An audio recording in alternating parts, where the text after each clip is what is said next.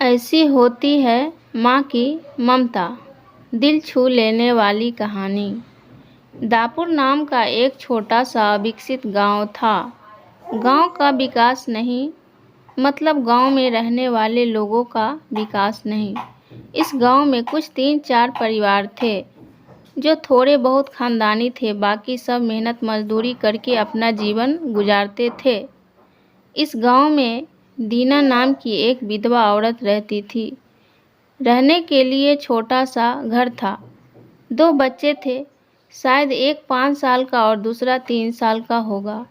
दीना का पति बहुत मेहनती था। वो दीना को किसी चीज़ की कमी महसूस नहीं होने देता था या कैसी भी हालतों में साथ नहीं छोड़ता था। कैसी भी परिस्थिति हो, दोनों साथ मिलकर सामना करते थे। पर कौन जाने किस पर कौन सा अनर्थ कब आ जाए। दीना के जीवन में ऐसी घटना घटी कि उसी घटना ने दीना के पति को दीना से छीन लिया। दीना को पति के गुजरने के बाद ऐसा लगने लगा कि मैं जिंदा तो हूँ, पर मुझ में जान नहीं है। परिवार चलाने के लिए अब दूसरा कोई नहीं था सिवाय दीना के। इसलिए कैसे भी करके दीना ने अपने बच्चे के खातिर खुद को उस दुख से अलग किया। कुछ दिन बाद घर में जो था वो समाप्त हो गया। अब खुद क्या खाए और अपने छोटे बच्चों को क्या खिलाए, ये समस्या उसके सामने खड़ी हो गई। बच्चों के लिए दीना को अभी कुछ काम करना ही था। इसलिए दीना अपने दोनों बच्चों को साथ में लेकर जहाँ काम मिलता वहीं जाया करती थी और दिन भर मेहनत करके जो भी मजदूरी मिलती उससे अपना और अपने बच्चों के पेट भरती थी। ऐसा ही समय बीतता गया और चलता रहा। लेकिन एक दिन दीना को शरीर में थोड़ी कमजोरी महसूस होने लगी। फिर भी वह काम पर गई।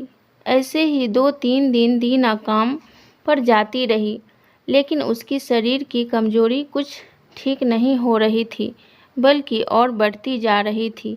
ऐसे में काम पर जाना दीना के लिए कठिन हो गया। दीना बहुत चिंतित रहने लगी। अगर काम पर नहीं गई तो मेरे बच्चे भूखे मर जाएंगे। उसी चिंता ने दीना को और कमज़ोर कर दिया। इतनी कमज़ोर कि उठने बैठने के लिए लकड़ी का सहारा लेना पड़ता था।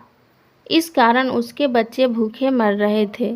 खाने को कुछ ना मिलने के कारण और अपने बच्चों को भूखे मरते देखकर वह लकड़ी की सहायता से आज यहाँ से कुछ मांगा तो अगले दिन दूसरी ओर से कुछ मांग के अपने बच्चों को खिलाती, पर खुद भूखी सो जाती थी।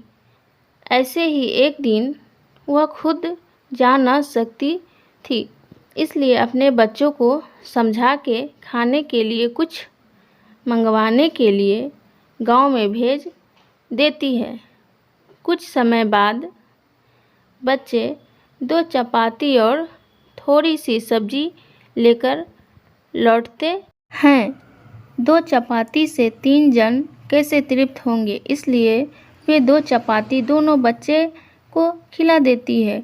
वह बरसात का समय था। बिजली न होने के कारण घर में अंधेरा छाया हुआ था। अंधेरे में ही वह अपने बच्चों को एक कमरे में सुला देती है और वह दूसरे कमरे में जाकर सो जाती है। रात को तेज बारिश होती है और बिजलियां जोर से कड़कड़ाती है। दीना को थोड़ी आराम मिलती है, इसलिए वह गहरी नींद में पड़ जाती है। ऐसे में दीना को एक सपना दिखाई देता है। वो एकदम तंदुरुस्त हो गई है। काम पर जाती है। वह सोचती है अपने बच्चों को काफ़ी समय से अच्छा खिलाया नहीं है, इसलिए वह अपने बच्चों के लिए चविष्ट खाना बनाती है। बाद में अपने बच्चे और वह साथ में बैठकर खाना खाकर सो जाती है और सपने में दीना ने देखा उसके बच्चे जिस कमरे में सोए हुए थे उस कमरे को छत गिरकर उनके दोनों बच्चे मर जाते हैं। सपने में से दीना एकदम उठकर खड़ी हो जाती है, जान में जान आ जाती है और अंधेरे में ही अपने बच्चे के कमरे की ओर चल पड़ती है। कमरे में जाकर अपने बच्चों को देखकर दीना की सांस लेती है। दोस्तों, यही होती है माँ की ममता, जो मरते दम तक अपने बच्चे की खातिर जीने का जुनून रखती है। कहानी अच्छी लगी है तो लाइक, शेयर और चैनल को सब्सक्राइब करें। धन्यवाद।